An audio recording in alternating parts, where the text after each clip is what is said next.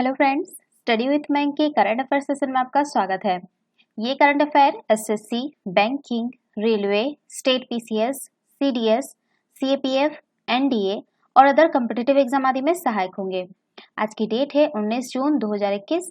तो चलिए आज का करंट अफेयर शुरू करते हैं। आज का पहला प्रश्न है, प्रधानमंत्री नरेंद्र मोदी के अनुसार भारत का लक्ष्य वर्ष 2030 तक कितनी खराब भूमि को बहाल करना है? Option A 26 million hectare, option B 14 million hectare, option C 20 million hectare, option D है आपका 17 मिलियन हेक्टेयर। देखिए, भारत भूमि क्षरण तटस्थता की अपनी राष्ट्रीय प्रतिबद्धता को प्राप्त करने के लिए निरंतर प्रयासरत है। प्रधानमंत्री नरेंद्र मोदी ने 14 जून 2021 को आयोजित एक वीडियो कॉन्फ्रेंस के माध्यम से संयुक्त राष्ट्र मरुस्थलीकरण, भूमि क्षरण और सूखे पर उच्च स्तरीय वार्ता में भाषण देते हुए कहा था। प्रधानमंत्री ने यह भी बताया कि भारत जो है लक्ष्य 2030 तक 26 मिलियन हेक्टेयर खराब भूमि को बहाल करना है, ताकि 2.5 से 3 बिलियन टन कार्बन हाइड्रोक्साइड के बराबर अतिरिक्त कार्बन कमी की जा सके।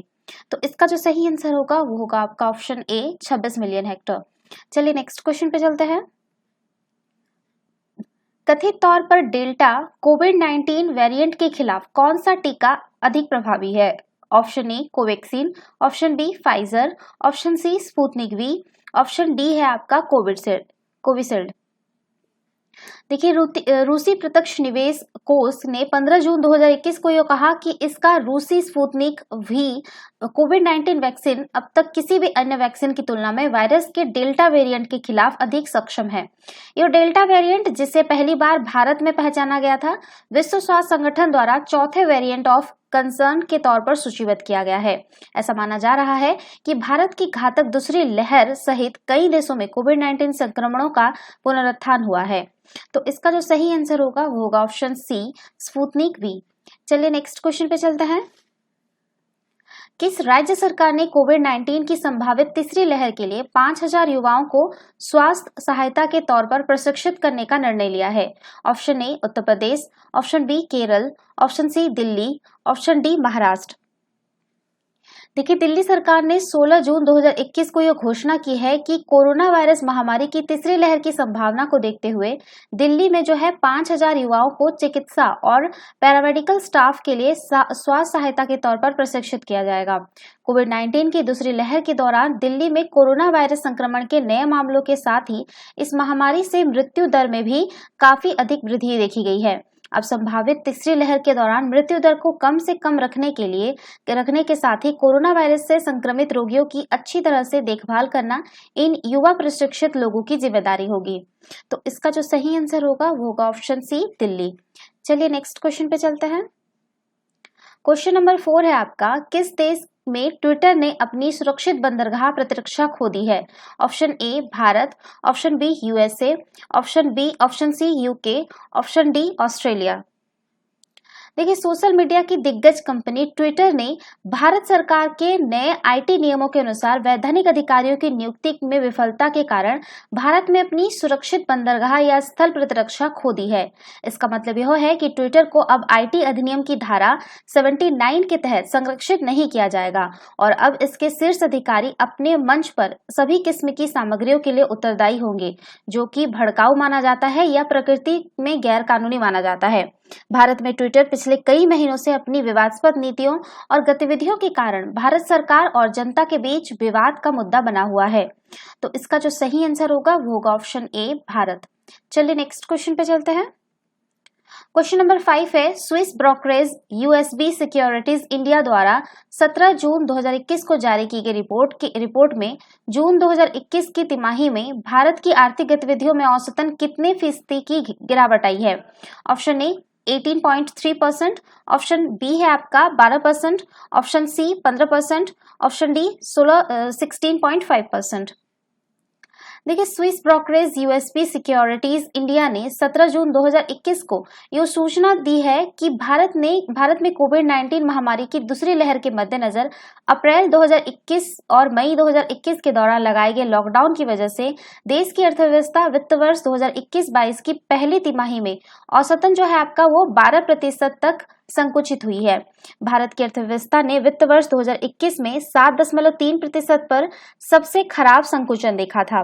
स्विस ब्रोकरेज की अर्थशास्त्री तन्वी गुप्ता जैन ने यह कहा कि ये यूएसबी इंडिया गतिविधि संकेतकों के आंकड़ों से यह पता चला है कि जून 2021 की तिमाही में आर्थिक गतिविधि में औसतन 12% तक का संकुचन हुआ है, जबकि जून 2020 की तिमाही में यह संकुचन जो है वो 23.9% था।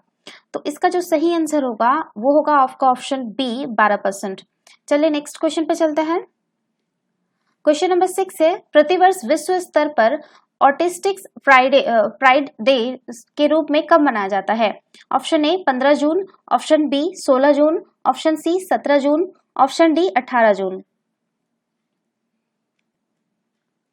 देखिए, प्रतिवर्ष जो है 18 जून को विश्व स्तर पर ऑटिस्टिक प्राइड डे के रूप में मनाया जाता है। इस दिवस का आयोजन प्राथमिक उद्देश्य ऑटिज्म स्पेक्ट्रम डिसऑर्डर नामक बीमारी से पीड़ित लोगों के बारे में जागरूकता बढ़ाना है। ऑटिज्म से पीड़ित लोगों को प्राय मानवाधिकार के उल्लंघन, भेदभाव और तमाम तरह की गलत धारणाओं का सामना करना पड़ता है।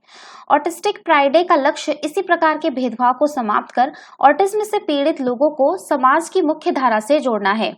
ऑटिस्टिक प्राइड डे पहली बार जो है आपका वर्ष 2005 में एसपीज फॉर फ्रीडम नाम की एक नागरिक संगठन है उसके द्वारा मनाया गया था। ऑटिज्म स्पेक्ट्रम विकार, सामाजिक विकृतियों, संवाद में परेशानी, प्रतिबंध, व्यवहार का दोहराव और व्यवहार का स्टीरियोटाइप पैटर्न द्वारा जो है पहचाना जाने वाला तंत्रिका विकास संबंधी जटिल विकार है। तो इसका जो सही आंसर होगा वो होगा ऑप्शन डी 18 जून। चलिए नेक्स्ट क्वेश्चन पे चलते हैं। क्वेश्चन नंबर 7 है, कौन से देश के राष्ट्रपति जल्द ही 19 जून को जूनटीथ फेस्टिवल के रूप में आधिकारिक मान्यता प्रदान करने संबंधी कानून पर हस्ताक्षर करेंगे? Option A America, option B रूस, option C Britain, option D France. देखिए, अमेरिकी राष्ट्रपति जो बाइडेन जल्द ही 19 जून को जूनटीथ फेस्टिवल के रूप में आधिकारिक मान्यता प्रदान करने संबंधी कानून पर हस्ताक्षर करेंगे, जो इसे अमेरिकी नागरिक युद्ध जो कि आपका 1861 to 65 के बीच चला था के बाद दास्ता के अंत की याद में संघीय सरकार द्वारा मान्यता प्राप्त राष्ट्रीय अवकाश बनाएगा। जूनटीथ अमेरिका में दास्ता के अंत को चिन्हित करने संबंधी सबसे पुराना राष्ट्रीय स्मरणोत्सव है, जिसे प्रतिवर्ष जो है आपका 19 जून को आयोजित किया जाता है। वर्तमान में इसे 47 अमेरिकी राज्यों द्वारा अवकाश के रूप में मान्यता प्राप्त है। इसे मुक्ति दिवस या जूनटीथ स्वतंत्रता दिवस के रूप में भी जाना जाता है। जैसा कि 1 जनवरी 1863 को तत्कालीन राष्ट्रपति अब्राहम लिंकन ने मुक्ति उद्घोषणा जारी की थी, जिसमें घोषणा की गई थी कि विद्रोह के दौरान राज्यों के भीतर गुलाम के रूप में रखे गए सभी व्यक्ति अब स्वतंत्र होंगे। हालांकि इस घोषणा के बाद भी कई लोगों ने दासों को रखना जारी रखा। इसके पश्चात 19 जून 1865 को major general Gordon Granger Galveston ने गृह युद्ध और दास्ता दोनों के अंत की घोषणा कर दी। तब से यह अफ्रीकी अमेरिकियों के लिए स्वतंत्रता का प्रतिनिधित्व करने वाली एक प्रतीकात्मक तिथि बन गई है। तो इसका जो सही आंसर होगा आपका ऑप्शन ए होगा अमेरिका। चलिए नेक्स्ट क्वेश्चन पे चलते हैं। हाल ही में केंद्रीय पत्तन, पोत परिवहन और जलमार्ग मंत्रालय तथा संस्कृति मंत्रालय ने कौन से राज्य में नेशनल मैरीटाइम हेरिटेज कॉम्प्लेक्स के विकास के सहयोग हेतु एक समझौता ज्ञापन पर हस्ताक्षर किए हैं? Option A Gujarat, option B Maharashtra, option C Orissa, option D Paschim Bangal. देखिए, हाल ही में केंद्रीय पत्तन, पोत परिवहन और जलमार्ग मंत्रालय तथा संस्कृति मंत्रालय ने गुजरात के लोथल में नेशनल मैरीटाइम हेरिटेज कॉम्प्लेक्स के विकास के सहयोग हेतु एक समझौता ज्ञापन पर हस्ताक्षर किए हैं। नेशनल मैरीटाइम हेरिटेज कॉम्प्लेक्स को भारत में अपनी तरह की पहली संस्था के रूप में विकसित किया जाएगा, जो पूर्ण रूप से भारत की समृद्ध और विविध समुद्री विरासत को प्रदर्शित करने के प्रति समर्पित होगी। इस कॉम्प्लेक्स के माध्यम से देश के प्राचीन समुद्री इतिहास और जीवित तटीय परंपरा दोनों एक ही साथ पर प्रदर्शित करने में सुविधा होगी और अंतर्राष्ट्रीय मंच पर भारत की समुद्री विरासत की छवि का उत्थान होगा। नेशनल मैरीटाइम हेरिटेज कॉम्प्लेक्स में राष्ट्रीय समुद्री विरासत संग्रहालय, लाइट हाउस संग्रहालय, विरासत थीम पार्क, संग्रहालय थीम वाले होटल, समुद्री थीम वाले इको रिसोर्ट और समुद्री संस्थान जैसे विभिन्न अनूठी संरचनाएं शामिल होगी, जिन्हें चरणबद्ध तरीके से विकसित करने का प्रयास किया जाएगा। तो इसका जो सही आंसर होगा वो होगा आपका ऑप्शन ए गुजरात। चलिए नेक्स्ट क्वेश्चन पे चलते हैं। क्वेश्चन नंबर 9 है, हाल ही में दिल्ली विकास प्राधिकरण ने दिल्ली के लिए कौन से वर्ष तक मास्टर प्लान के मसौदे को अपनी प्रारंभिक मंजूरी दे दी है? ऑप्शन ए वर्ष 2030, option B 2035, option C 2041, option D 2045। देखिए, हाल ही में दिल्ली विकास प्राधिकरण ने दिल्ली के लिए मास्टर प्लान 2041 के मसौदे को अपनी प्रारंभिक मंजूरी दे दी है। इस मसौदे को सार्वजनिक कर अब नागरिकों की अब आपत्तियों और सुझावों के लिए सार्वजनिक डोमेन में रखा जाएगा, जिसके बाद इसे लागू किया जाएगा। गौरतलब है कि दिल्ली का जो वर्तमान मास्टर प्लान है वो 2021 जो इस साल समाप्त हो रहा है। किसी भी शहर का मास्टर प्लान शहर के नियोजकों और भूस्वामी एजेंसी के विजन डॉक्यूमेंट की तरह होता है, जो भविष्य के विकास को दिशा देता है। इसमें जनसंख्या, अर्थव्यवस्था, आवास, परिवहन, सामुदायिक सुविधाओं और भूमि उपयोग को ध्यान में रखते हुए विश्लेषण, सिफारिशें और प्रस्ताव शामिल है। दिल्ली के लिए मास्टर प्लान 2041 के मसौदे में 2 खंड और 22 अध्याय शामिल हैं, जो वर्ष 2041 तक दिल्ली को स्थायी रखने योग्य और जीवंत बनाने हेतु तैयार करना है। तो इसका जो सही आंसर होगा वो होगा ऑप्शन सी 2041। चलिए नेक्स्ट क्वेश्चन पे चलते हैं। क्वेश्चन नंबर 10 है, हाल ही में केंद्रीय मंत्रिमंडल द्वारा काफी समय से लंबित कौन से समुद्री अभियान के लिए मंजूरी प्रदान कर दी गई है? ऑप्शन ए समुद्री खनन अभियान, ऑप्शन बी समुद्री अन्वेषण अभियान, ऑप्शन सी गहरे समुद्र अभियान, ऑप्शन डी हिंद महासागर बेसिन अभियान। देखिए, हाल ही में केंद्रीय मंत्रिमंडल द्वारा काफी समय से लंबित गहरे समुद्र अभियान यानी डीप ओशन मिशन के लिए मंजूरी प्रदान कर दी गई है।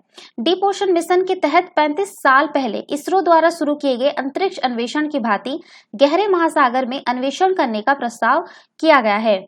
यह मिशन गहरे समुद्र में खनन, समुद्री जलवायु परिवर्तन संबंधी सलाहकारी सेवाओं, अंतर्जलीय वाहनों एवं अंतर्जलीय रोबोटिक्स संबंधी प्रौद्योगिकियों पर केंद्रित होगा। इस अभियान को चरणबद्ध तरीके से लागू करने के लिए 5 वर्ष की अवधि की अनुमानित लागत जो है वो आपका 4077 करोड़ रुपए होगी। इस बहुसंस्थागत महत्वाकांक्षी अभियान को लागू करने हेतु पृथ्वी विज्ञान मंत्रालय जो है वो नोडल मंत्रालय होगा।